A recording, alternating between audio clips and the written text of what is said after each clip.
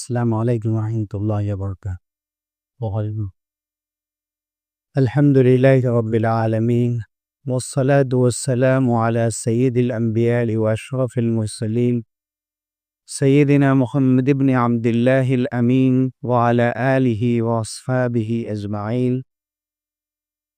اما بعد فقد قال النبی صلی اللہ علیہ وسلم: الایمان بضع وسبعون شعبہ، افضلها قول لا الہ الا اللہ، وادناها اماطة الاذى عن الطریق، والحیاء شعبۃ من الایمان۔ حضرات گرامی، اللہ تعالیٰ نے رسول اللہ صلی اللہ علیہ وسلم کے ذریعے سے زندگی میں اخلاق کے جتنے بھی پہلو ہو سکتے ہیں ان سب میں رہبری فرمائی اور بہت اعلیٰ درجے میں ہدایات عطا فرمائی۔ ان میں ایک بنیادی خوبی جو ایک مومن کو باکمال بناتی ہے، اس کے ایمان کا وہ ایک بہترین نمونہ ہوتا ہے، وہ ہے حیا کی صفت۔ اسی حدیث میں حضور اکرم صلی اللہ علیہ وسلم نے فرمایا کہ ایمان کے 70 سے بھی زیادہ شعبے، ان میں سب سے جو افضل شعبہ ہے، افضل درجہ ہے، وہ لا الہ الا اللہ کہنا،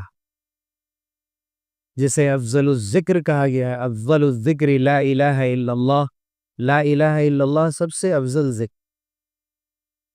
اور یہی ایمان کا سب سے اعلیٰ درجے کا شعبہ ہے، یعنی توحید۔ اور کم سے کم درجے میں اگر کوئی چیز ہے اور وہ ایمان کا ہی حصہ ہے، وہ ہے اماطۃ الاذی عن الطریق۔ پھر راستے میں اگر کوئی تکلیف دہ چیز نظر آ جائے تو اسے ہٹا دینا تاکہ لوگوں کو تکلیف نہ ہو اور سہولت سے لوگ چل سکیں، راستے میں کوئی رکاوٹ نہ ہو۔ یہ ایمان کا ہی حصہ ہے جو سب سے کم درجہ ہے، یہ صدقہ ہے۔ دوسری جگہ فرمایا گیا کہ اماطۃ الاذی عن الطریق صدقہ، صدقے کا ثواب ہے۔ اور اس کے درمیان جو بہت سے شعبے ہیں، بہت سے حصے ہیں، بہت سے احکام ہیں ایمان کے، ان میں خاص صفت کا، ایک خاص حصے کا حضور اکرم صلی اللہ علیہ وسلم نے ذکر فرمایا، اور وہ ہے الحیا۔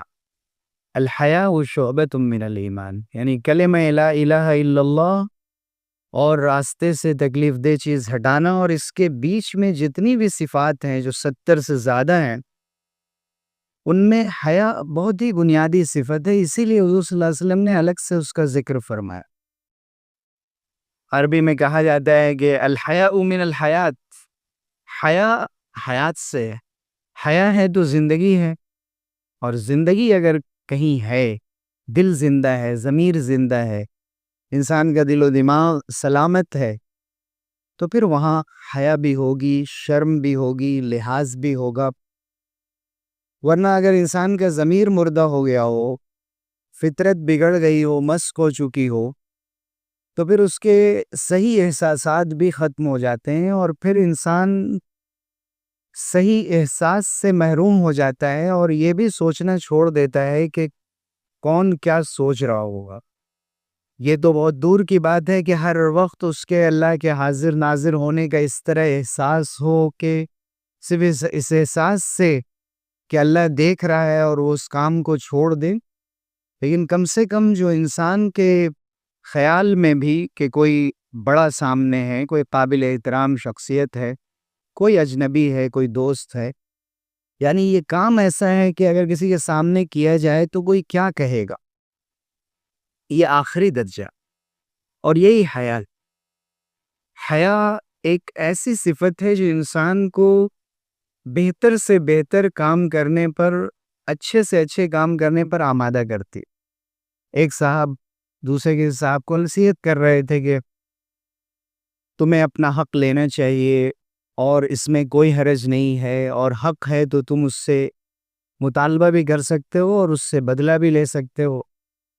تو حضور اکرم صلی اللہ علیہ وسلم نے اسے سنا، گویا یہ کہہ رہا تھا کہ شرمانے کی ضرورت نہیں ہے، تو کھل کے بولو، کھل کے مانگو، کوئی بات نہیں۔ اور وہ شخص جھجک رہا تھا ذرا، تو حضور صلی اللہ علیہ وسلم نے فرمایا کہ الحیاء شعبۃ من الایمان، حیا ایمان کا شعبہ، ایمان اس کو اندر سے اس بات پر آمادہ کر رہا ہے کہ وہ کھل کر بہت سے موقع پر جو بات کہنی بھی چاہیے لیکن اپنا حق ہے، اپنی چیز ہے، وہ کھل کر نہیں کہہ پاتا، وہ دور سے اپنی بات کہتا ہے، وہ کچھ پردہ رکھتا ہے اپنے اور دوسروں کے درمیان۔ اور یہ انسانی مزاج ہے کہ بہت سی باتیں کھل کر کہنے میں حیا آتی، خاص طور سے جو چیزیں انسان کے درمیان کی ہے، مرد و عورت کے آپسی تعلقات سے جڑی ہوئی جو چیزیں ہیں، ان کے بارے میں ہمیں قرآن مجید نے شاندار ادب سکھایا ہے، طریقہ سکھایا ہے۔ قرآن نے واضح لفظوں میں بہت کم بیان کیا ہے، بلکہ کہیں نہ کہیں اشاروں میں بیان کیا ہے، کہیں مس کا لفظ بیان کیا ہے، اور لم تمسوہن کہیں فرمایا لامستم النساء، کہیں افضى بعضکم الی بعض، کہیں فرمایا تغشا، اور کہیں اتیان کا لفظ استعمال کیا گیا اذا تطہرن فأتوہن۔ ایسے دور دور سے الفاظ استعمال کیے گئے، یعنی 6 7 8 الفاظ قرآن مجید میں جو ہسبینڈ وائف کے ریلیشنز کے لیے ہو سکتے ہیں وہ بیان کیے ہیں، لیکن بہت پردوں میں بیان کیا۔ اسی طرح اگر کوئی ضرورت کے لیے جائے تو ضرورت کے لیے جانے کے بہت سے الفاظ ہیں، یہاں اس جگہ کو طہارت خانے کے نام سے یاد کیا جاتا ہے، یہ بہت اچھی تعبیر ہے، بہت ادب ہے اس کے اندر، شائستگی ہے، سنجیدگی ہے، اور اس کے اندر اصل مقصد کی طرف توجہ ہے کہ انسان اصل میں پاک ہونا چاہتا ہے، اصل وہ باقی چیزیں اس کے مراحل۔ قرآن نے کہا اذا جاء احدکم من الغائط، اگر کوئی دور جا کر، غائط کہتے ہیں کوئی پست زمین، لوگ دور جایا کرتے تھے قضاء حاجت کے لیے، وہاں جا کر آئے تو اس کے سلسلے میں وضو اور تیمم کے یہ احکام ہیں، تو اس کے لیے بہت پردے کا لفظ قرآن مجید نے استعمال کیا۔ ایسی اور جگہوں پر بھی قرآن نے اس کا بہت لحاظ رکھا ہے، اور حضور صلی اللہ علیہ وسلم نے بار بار اس کی تاکید فرمائی۔ حضور کے بارے میں خود بھی آتا ہے کہ آپ نہ فاحش تھے نہ متفحش تھے، نہ بے حیائی کی کوئی بات زبان پہ لاتے تھے، نہ تکلف میں کبھی کہ کسی کو ہنسانے کے لیے یا مذاق میں، یا کوئی ایسی مجلس لگی ہوئی ہے جہاں پر بے تکلفی ہے تو کہہ دیا، کوئی بات نہیں۔ اپنی زبان کو ہمیشہ محفوظ رکھ، اپنی زبان پر ایسی کوئی بات آنے ہی نہیں دی۔ اور ایمان والوں کے بارے میں بھی فرمایا گیا کہ ایمان والا لیس المؤمن بالفاحش ولا بالمتفحش ولا باللعان ولا البذی، او کما قال صلی اللہ علیہ وسلم کہ مومن بے حیا نہیں ہوتا، بے حیائی کی اور گھٹیا درجے کی بات اپنی زبان پہ نہیں لاتا، گالی گلوچ تو دور کی بات، اور وہ مذاق میں بھی ایسا نہیں کرتا، وہ لوگوں کو تانے بھی نہیں دیتا، وہ لعنت نہیں بھیجتا، اور وہ بہت ہی بذی نہیں ہوتا۔ اس کی زبان پہ کوئی ایسی بات جو معیار سے گری ہوئی ہو اور بازاری الفاظ ہوں وہ اپنی زبان پہ نہیں لاتا، اس سے بچنے کی کوشش کرتا ہے، اور جو بچنے کی کوشش کرتا ہے اللہ تعالیٰ اس کو بچا بھی لے گا، پھر اس کا مزاج بن جاتا ہے اور اس کی تربیت ہو جاتی۔ اس لیے کہ ہماری جو گفتگو ہوتی ہے، ہمارا کردار ہوتا ہے، ہمارا انداز ہوتا ہے، یہ بتاتا ہے کہ اس کے پیچھے کیا تربیت ہوئی ہے، کیسے اخلاق ہمیں گھر میں سکھائے گئے ہیں، بول چال کے اور اٹھنے بیٹھنے کے کیا طریقے سکھائے گئے ہیں، اس کا ریفلیکشن نظر آتا ہے ہماری زندگی میں، اور لوگ اسی اعتبار سے ہمارے بڑوں کے بارے میں، ہمارے خاندان کے بارے میں، ہمارے گھر والوں کے بارے میں رائے قائم کرتا۔ یہی حال خواتین کے حجاب کا ہے کہ حجاب حیا کا ایک حصہ ہے۔ حجاب ایسے ہی نہیں پیدا ہوتا، پہلے تو حجاب ہے اللہ سے، کہ اللہ رب العزت سے حیا آتی ہے کہ اللہ کا حکم ہے، اگر میں نے اس کو توڑ دیا تو اللہ رب العزت کے یہاں کیا جواب دوں گی، اور عورتیں اس پر مضبوطی کے ساتھ قائم رہتی تھی۔ نہ صرف یہ کہ اسلام میں بلکہ جاہلیت کے زمانے میں بھی ہم عربی شاعری میں ہم دیکھتے ہیں ایسے اشعار ملتے ہیں جن سے پتہ چلتا ہے کہ وہاں پر عشقیہ شاعری بھی ہو رہی تھی، غزلیں بھی لکھی جا رہی تھیں، لیکن عورتوں کی کچھ صفات انہوں نے ایسی بیان کی جن سے پتہ چلتا ہے کہ وہ پردہ کیا کرتی تھی، جو بھی پردے کی شکل ہو. جیسے نابغہ زبیانی کا شعر ہے، مشہور شعر ہے، وہ کہتا ہے سقط النصیف ولم ترد اسقاطہ، سقط النصیف ولم ترد اسقاطہ. پھر دوسرے مصرے میں وہ یہ بتانے کی کوشش کرتا ہے کہ جب اس کا دوپٹہ گر گیا اور جان بوجھ کر اس نے نہیں گرایا تھا تو اس نے کیا کیا، فَتَنَاوَلَتْهُ وَاتَّقَتْنَا بِالْيَدِ، اس نے ایک ہاتھ سے اپنی اوڑھنی سنبھالی اور دوسرے ہاتھ سے اپنے چہرے کو چھپایا کہ کوئی دیکھ نہ لے. یعنی یہ وہاں ہمیں ثقافت نظر آتی ہے، وہاں کا یہ کلچر نظر آتا ہے. گویا انسانی فطرت میں یہ بات داخل ہے کہ جو شریف عورتیں ہوتی ہیں وہ حیا کو باقی رکھتی. مذہب تو اس کے بعد اس کے تفصیلی احکام دیتا ہے جو تمام مذاہب کے اندر بتائے گئے. قرآن مجید میں سورہ نور اور سورہ حجرات اور سورہ احزاب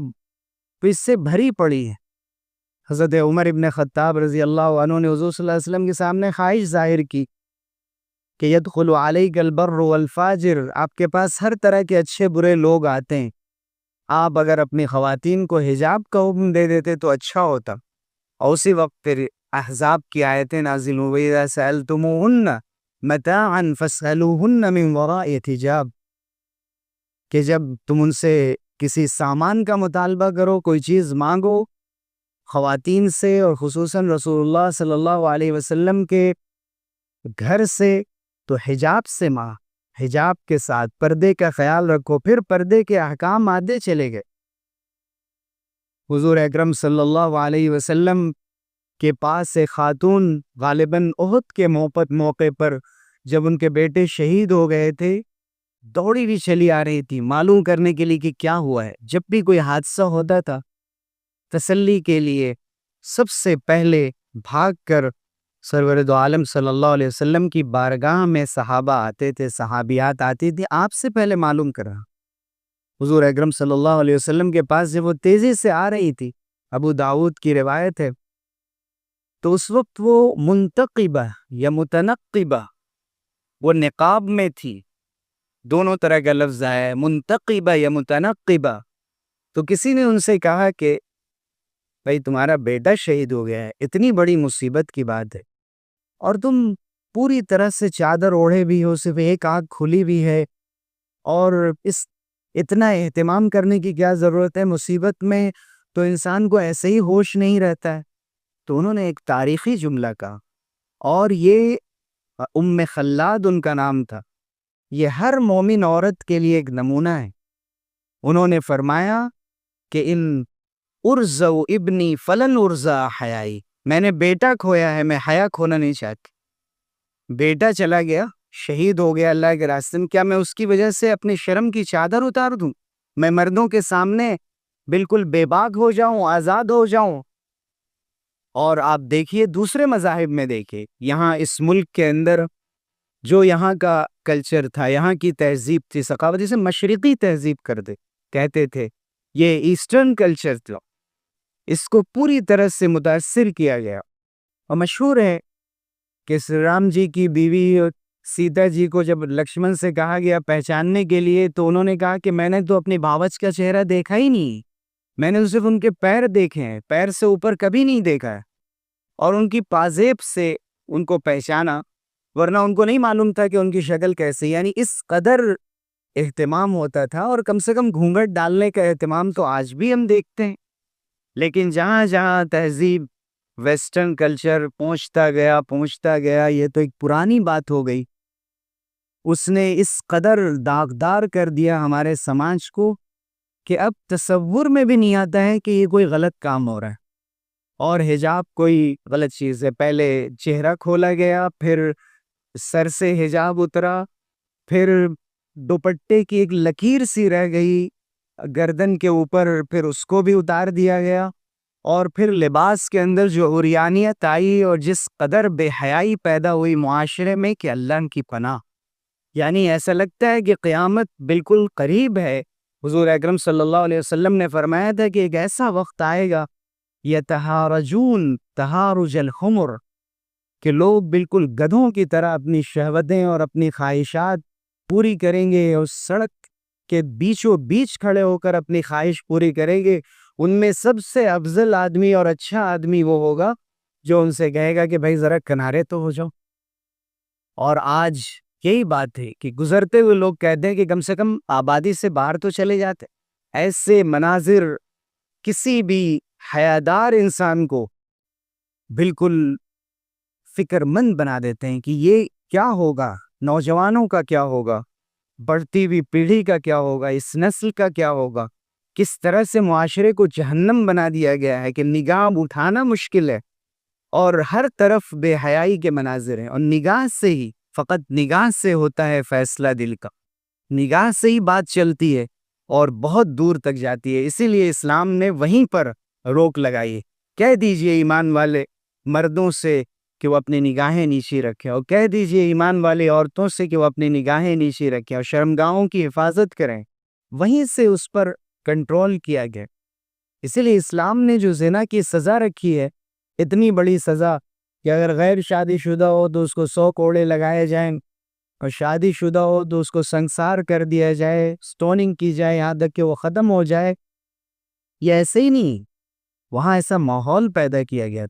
پردے کا اہتمام، اس کے ساتھ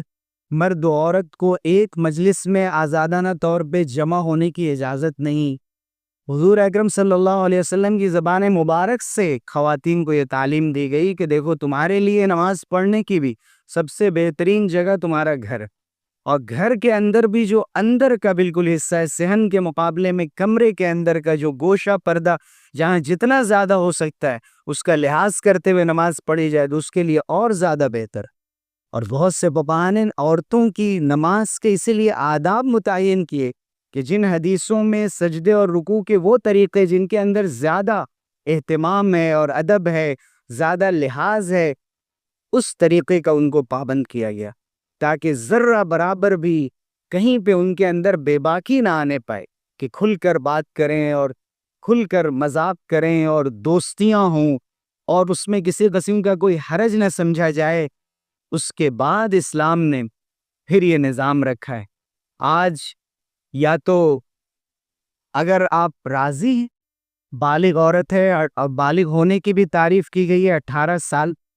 یعنی سائنس کہاں چلی جاتی ہے معلوم نہیں کہ آپ نے 18 سال کیسے بنیاد بنا دی۔ بنیاد تو یہ ہونی چاہیے کہ انسان کے اندر جب شہوت خواہش پیدا ہو گئی تو پھر اس سے وہ برائیاں پیدا ہوں گی، برائیوں کی وجہ سے آپ قانون بنا رہے ہیں، تو قانون ایسا بنائیں کہ جس کے اندر واقعی برائیوں کا علاج ہو۔ پہلے تو یہ کہ اگر اس کے بعد آپ راضی ہیں تو پھر یہ زنا ہے ہی نہیں، بدکاری ہے ہی نہیں، اور آپ آزادانہ طور پہ جہاں چاہیں رہیں۔ اور اگر کسی نے کسی کے مرضی کے خلاف ایسی حرکت کر دی تو پھر اس کے بعد واویلا مچایا جاتا ہے، اور سینکڑوں ہزاروں عورتوں کے ساتھ اس قسم کے مسائل ہو رہے ہیں۔ کبھی ایک بات کھل کر آ جاتی ہے، اور خصوصاً جب قتل اس کے ساتھ جڑ جائے تو قتل اور زنا تو چھپتا نہیں ہے، وہ باہر آ جاتا ہے اور پھر وہ ایک ایشو بن جاتا ہے۔ لیکن یہ کبھی بھی علاج نہیں، کبھی تو پھانسی کا مطالبہ کیا جانے لگتا ہے، اور کبھی بڑے بڑوں کو بچا لیا جاتا ہے،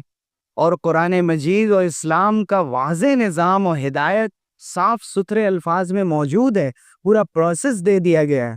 لیکن تعصب کی نگاہ ایسی ہے، عینک لگی ہوئی ہے کہ اسے دیکھنا ہی نہیں چاہتے، اسے سننا ہی نہیں چاہتے، سمجھنا ہی نہیں چاہتے، اور ظاہر ہے کہ پھر یہ انسانیت جس طرف جائے گی وہاں ایک گڑھا ملے گا، اس سے بڑے گڑھے ملیں گے، اور علی شفا جرف ہار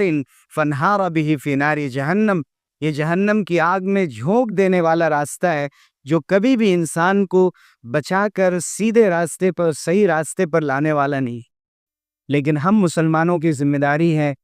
کہ اپنے آپ کو، اپنے سماج کو، اپنی بچیوں کو بچائیں۔ او انفسکم و اہلیکم نارا، اپنے آپ کو اور اپنے گھر والوں کو جہنم کی آگ سے بچاؤ۔ بچاؤ تو اس میں شامل ہے کہ ہماری جو خواتین تھی، گھروں کی بابردہ خواتین، جو شرافت طبع تھی جن کے اندر، شریف خواتین، وہ انہوں نے تو بے باکی نہیں دکھائی، وہ بے پردہ نہیں ہوئی، انہوں نے لباس کا خیال رکھا، ٹرانسپیرنٹ کپڑے نہیں پہنے، ٹائٹ فٹنگ کپڑے نہیں پہنے. تو یا تو وہ بے وقوف تھی، جاہل تھی، یا تو یہ زیادہ پڑھی لکھی ہو گئی جو اب آ رہی ہیں، اور ماں باپ بھی اس پر خوش ہو رہے ہیں کہ ماشاءاللہ ہمارے بچے ترقی کر رہے ہیں. تو یا تو اپنے کو کہیے کہ آپ نے تعلیم کون سی دی. ہم ایسی سب کتابیں قابل ضبطی سمجھتے ہیں کہ جن کو پڑھ کے بچے باپ کو خبطی سمجھتے. تو بچے ان کتابوں کو پڑھ کے اپنے ہی ماں باپ کو بہت ہی بیکورڈ سمجھ رہے ہیں اور دقیانوس سمجھ رہے ہیں، پرانے خیالات کے لوگ ہیں. اور ہمیں تو کھلی آزادی ملنی چاہیے. اس لیے اکبر نے ہی یہ بات بھی کہی، اور انہوں نے ہی یہ بھی کہا تھا کہ بے پردہ کل جو آئیں نظر چند بیبیاں، اکبر زمین میں غیرت قومی سے گڑ گئے. پوچھا جو ان سے آپ کا پردہ کہاں گیا، کہنے لگی کہ عقل پہ مردوں کے پڑ گئے. تو یقیناً جب عقل پہ پردہ پڑ جاتا ہے تو مرد بھی پھر یہ خیال نہیں کرتے کہ ہماری تہذیب کیا تھی، ہمارا ادب کیا تھا، ہمیں کیا سکھایا گیا تھا. حضور اکرم صلی اللہ علیہ وسلم نے فرمایا ان مما ادرک الناس من کلام النبوت الاولى اذا لم تستحی فاصنع ما شئت، کہ جو نبوت اولا، پچھلے تمام انبیاء کی جانب سے کچھ تعلیمات جو ہر نبی کے دور میں چلی آتی رہی اور آج بھی لوگوں نے اس کو پایا اور حاصل کیا، وہ یہ ہے کہ اذا لم تستحی فاصنع ما شئت. اگر تمہارے اندر حیا نہیں ہے تو پھر جو چاہو کرو، پھر تمہیں کوئی نہیں روک سکتا. قوم لوط دیکھ لیجئے، جب ان کو لوگ روکتے تھے اور اچھے لوگ اور حضرت لوط علیہ السلام پر ایمان لانے والے لوگ،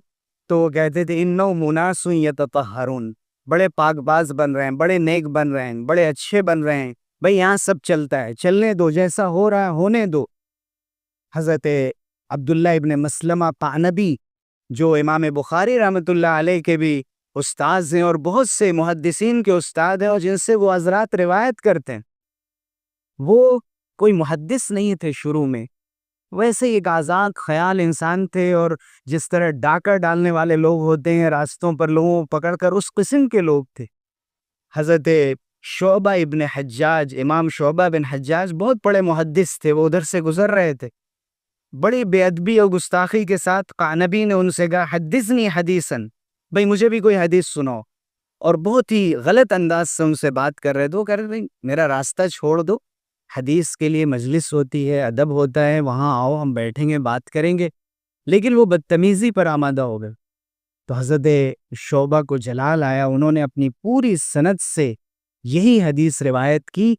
کہ اذا لم تستحی فاصنع ما شئت. سنو کہ حضور صلی اللہ علیہ وسلم نے فرمایا کہ اگر تمہارے اندر شرم نہ ہو، حیا نہ ہو، پھر جو چاہو کرو. کانپ گئے وہ یہ حدیث سن کر، تائب ہو گئے، ان کے ہاتھ پہ توبہ کی، صحیح راستے پر آ گئے، اور اتنے بڑے محدث ہوئے کہ بڑے بڑے محدثین نے پھر ان سے روایت نقل کی. تو جب ضمیر جاگ جاتا ہے، انسان کے دل کی آواز کو انسان سنتا ہے، فیصلہ کر لیتا ہے کہ مجھے خود اپنی اصلاح کرنی ہے، اپنے گھر والوں کی اصلاح کرنی ہے، چاہے وہ مرد ہو یا عورتیں ہوں، تو پھر اللہ تعالیٰ کی طرف سے مدد آتی ہے، راہیں آسان ہوتی ہیں. اور جن چیزوں کو ہم رکاوٹ سمجھتے ہیں، حقیقت میں وہ رکاوٹ نہیں ہوتی، بلکہ وہ ہمارے لیے کانٹوں کے بجائے پھول بن جاتے ہیں، اور ہم ان کے اوپر آسانی سے آگے چلتے رہتے ہیں. اللہ تعالیٰ ہم سب کو عمل کی توفیق سے نوازے. آمین وآخر دعوانا.